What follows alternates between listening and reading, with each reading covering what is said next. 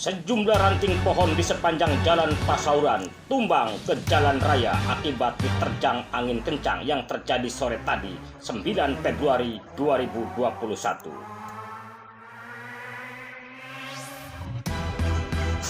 Tingginya curah hujan yang disertai angin kencang mengakibatkan satu rumah ambruk di Kampung Cilegok RT 015 RW 003 Desa Waringin Kecamatan Mancak, Kabupaten Serang, Rabu 9 Februari 2022.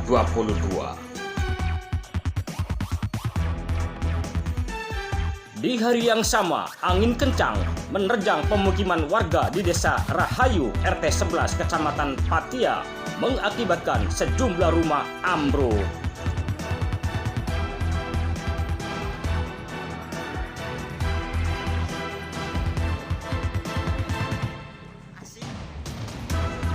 Angin kencang juga melanda kawasan wisata kuliner Desa Teluk Kecamatan Labuan.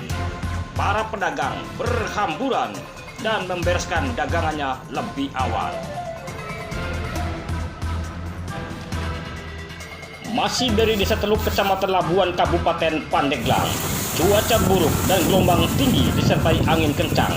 Ribuan kapal nelayan tidak bisa melaut.